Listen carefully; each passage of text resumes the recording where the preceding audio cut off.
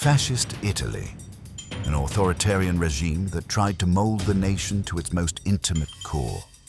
A system where the family stopped being a private refuge and became a public showcase, and where the Mussolinis were expected to embody the perfect example, even though they were far from the regime's imposed utopia.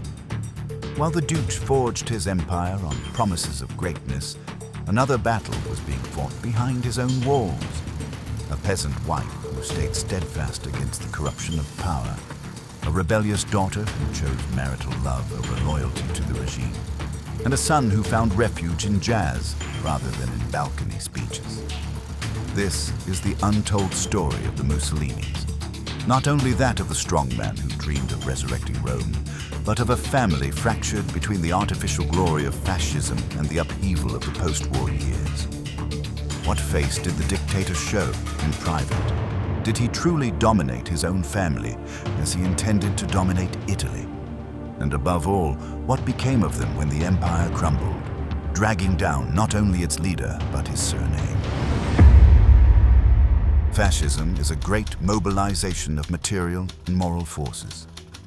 What does it set out to do? To govern the nation. In what way? In whatever way is necessary to ensure the greatness of the Italian people. With these words, Benito Mussolini made it clear that his regime was willing to do anything to exercise power over Italy. Strength, leadership, and the absolute power of the state seemed to find their embodiment in his person. He seemed to hold the country aloft. But who held him? Few figures were as constant as his wife, Rachel. She did not speak from balconies, issue laws, or harangue crowds, but she was there from the first speech to the last bullet. To understand her, we have to go back to her beginnings. Foria d'Ischia. Anche nel nostro secolo le isole paiono consacrate a portare i destini disancorati da un ieri clamoroso. Quale racconto narra il cigolio del pozzo a Rachele Mussolini? Forse la riporta di là dalla grande parentesi a memorie infantili. Anche allora lei lavorava così. Queste cose Rachele le imparò dal padre e dalla madre contadini. E non le dimenticò neppure negli anni in cui seppe far tacere sulla propria modestia le cronache che clamorosamente celebravano il suo uomo. She was born in Predapio, like her future husband, in April 1890. She was the daughter of peasants, and from an early age she knew hard work, tending pigs, cleaning houses, living with little. When she met Benito, he was a young socialist with a sharp tongue and incendiary dreams. She was a provincial girl with her feet on the ground and a backbone of iron. They began their relationship around 1910 and married in 1915, already with children together. From then on, Rachel became something more than a wife. She took on the role of mother, guardian of the home, and silent witness to a brutal transformation. Because her husband changed, the young agitator became the prophet of fascism, a man willing to build an empire to encompass everything: politics, war, and the family. Italy was to be one great household run by an authoritarian and just father. And at the summit of that model stood the Duce, the absolute patriarch. But in his own house, the real one of flesh and contradictions, command was not so clear.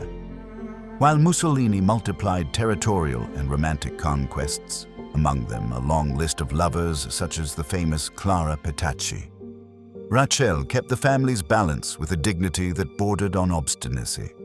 Her place was behind closed doors in the home as a mother, and that too had to be reflected in public. Donna Rachele Mussolini presenzia l'inaugurazione della Casa della Madre del Bambino, nuova magnifica realizzazione dell'Opera Nazionale Maternità e Infanzia. And of course, she could never detach herself from the consequences of her position.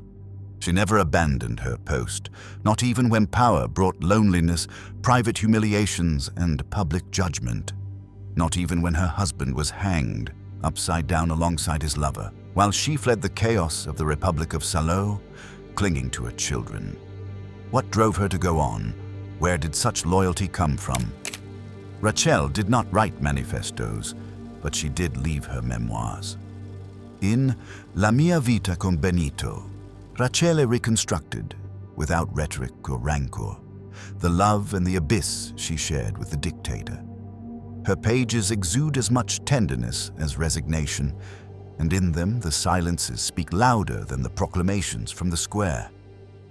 She was not the mother of the fatherland, but she was the mother of the Mussolinis, and in that role, she was firm as stone. She also had to face accusations from her own daughter over an alleged lover, yet nothing stopped her. She always looked forward. She sought neither power nor forgiveness. She simply survived. She was the widow of fascism, but also its collateral victim, a peasant woman who saw her family rise to the summit of the state and then fall with it. Rachel embodies one of the regime's great paradoxes, the domestic face of a project that invaded everything, even the family's inner core. Her life was not a political act, but a sentence was. And through her, an uncomfortable truth is revealed. Fascism not only destroyed nations, it also bent the most intimate affections. Behind every dictator, someone sustained him in silence.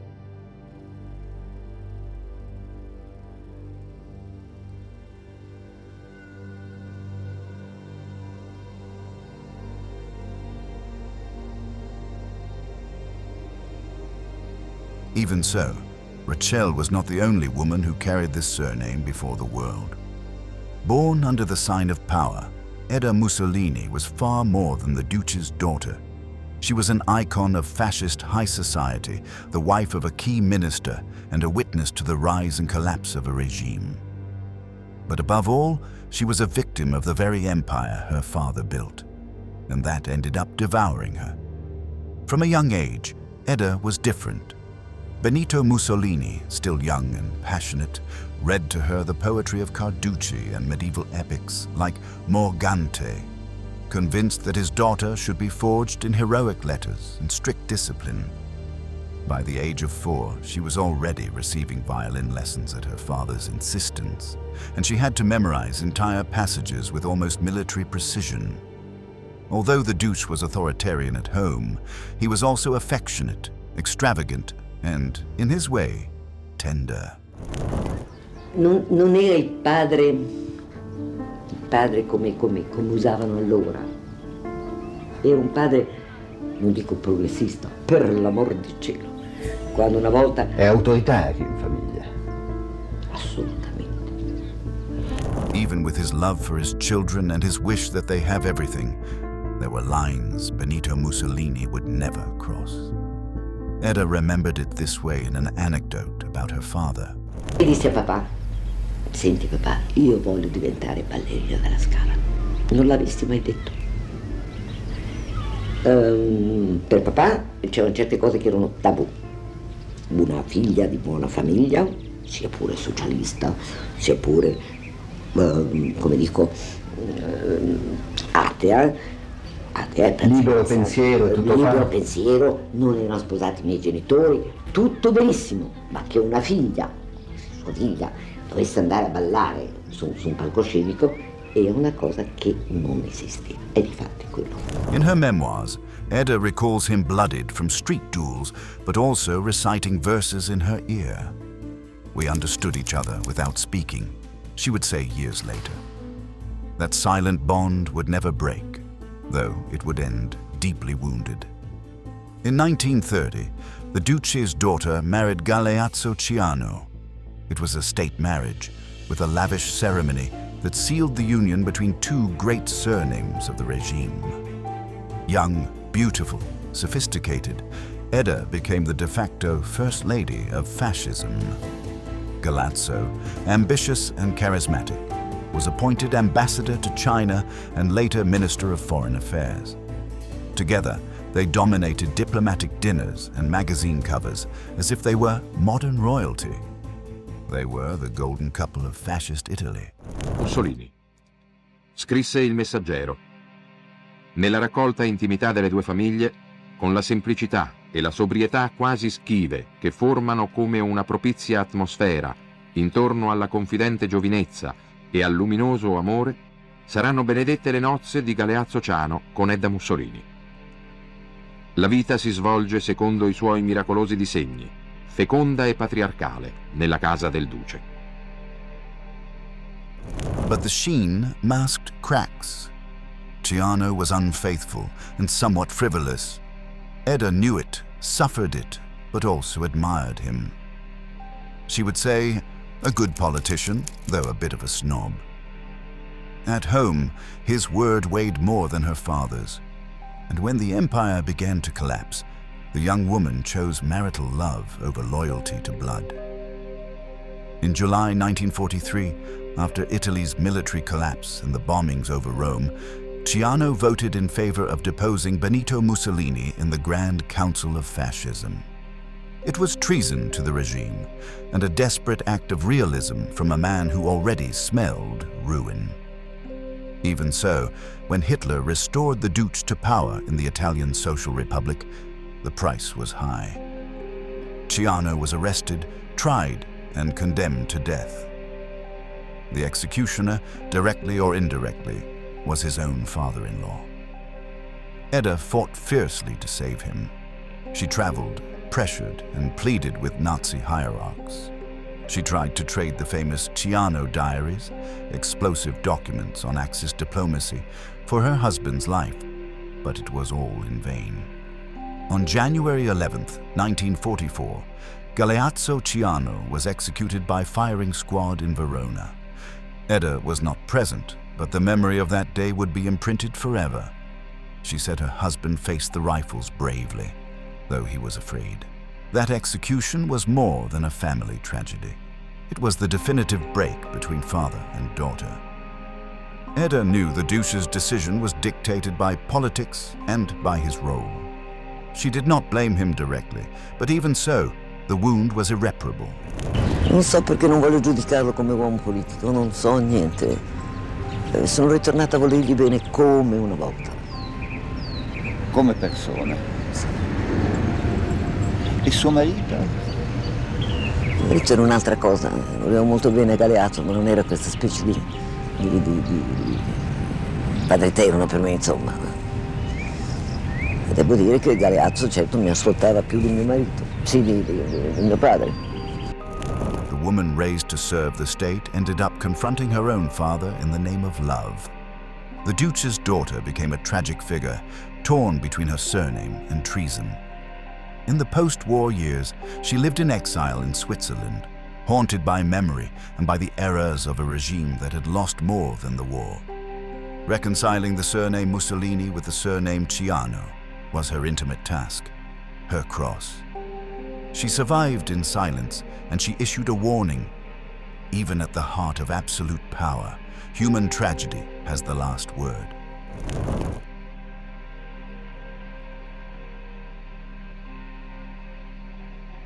Among the smoking ruins of European fascism, between abandoned trenches and nameless corpses, an improbable sound rose, the notes of jazz slipping from the piano of Romano Mussolini.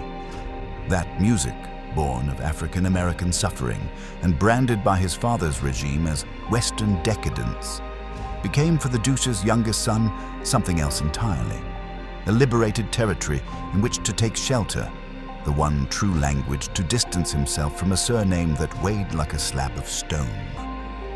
Romano was always the most silent of the Mussolinis. He did not stand out in parades or deliver speeches. While his sister Edda strolled through embassies and his father founded republics, he tuned scales. The son of a dictator, but without a strongman's vocation, he played jazz. He loved his father, yes, but not enough to follow in his footsteps. His language was music, the piano.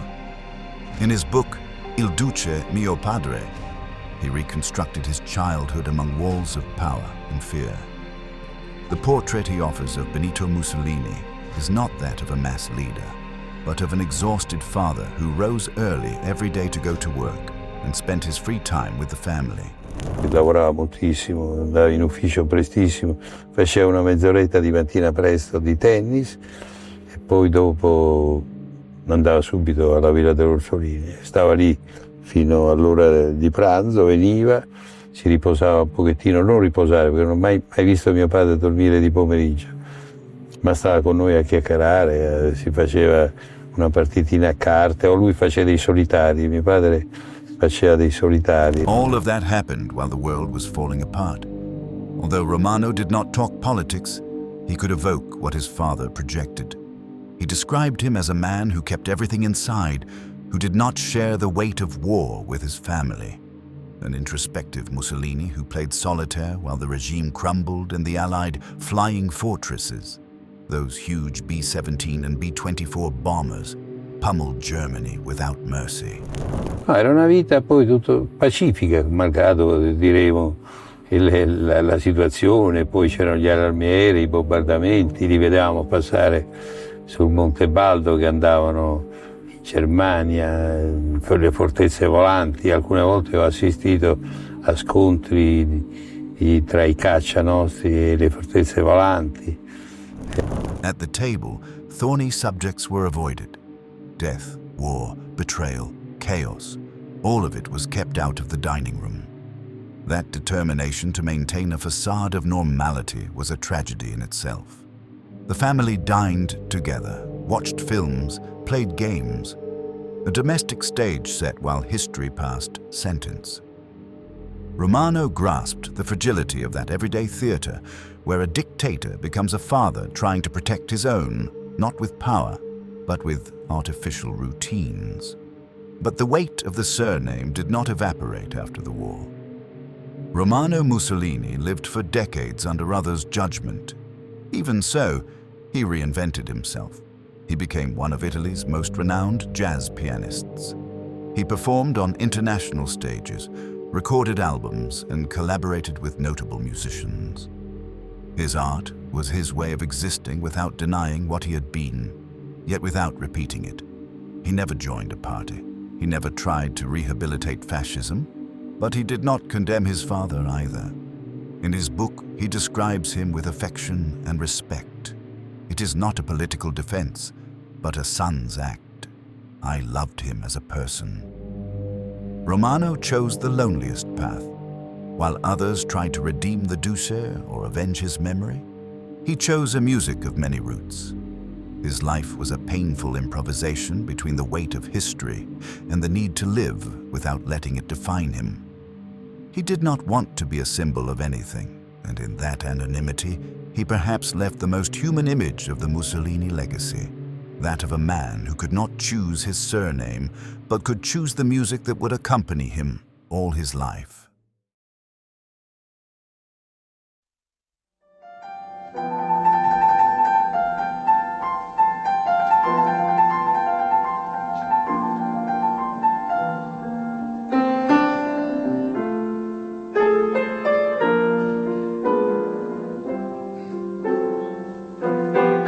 Romano also carried the surname forward for another generation. And unlike him, his daughter Alessandra neither played jazz nor took refuge in anonymity. She chose not to flee the legacy, but to confront it. Her life has been a continuous declaration, and Mussolini next to her name is not a burden, but a banner. An assertion that, in democratic Italy, was more a provocation than a gesture of nostalgia. An actress in her youth, a physician by training, a politician by will and by fate, Alessandra burst onto the public scene with a style that combined media brashness and inherited convictions. She began her career in the Movimento Sociale Italiano, a neo-fascist party founded by former collaborators of her grandfather's regime. From there, she rose to hold seats in the Italian Parliament and the European Parliament, starring in heated debates, controversies over historical memory, and phrases as explosive as the times they evoked. Unlike her father, who opted for emotional distance, Alessandra chose to reclaim the name. Her figure polarized opinion. For some, a symbol of provocation and denialism. For others, an uncomfortable voice in the debate over Italian identity. Mrs. Mussolini, what do you make of the political drama today? Please, just tell me what you think. It's not a drama. It's not a drama? It's not a drama. It seems very dramatic. Where do you come from? England. England, pensate a voi. Okay. She never disowned the surname or her family history. And in that fidelity, there may be more rebellion than conformity. With her, The Mussolini saga entered the 21st century without uniforms or marches, but with the same unresolved dilemma. Can a family separate itself from its past when that past changed the course of history? The life of the Mussolinis is the intimate echo of a regime that promised order but sowed ruin. Rachel resisted with peasant dignity. Edda defied her father for love. Romano sought redemption between scores, and Alessandra turned the surname into a political battleground. None of them could escape the weight of an inheritance that was first glory and then stigma. In the collision between the fascist myth and family tragedy, an inescapable truth emerges. When history is written with blood and power, its traces are etched into the lives of the innocent. Thus, we come to the end. If you enjoyed this video, we'll see you in our next installment to continue exploring military history.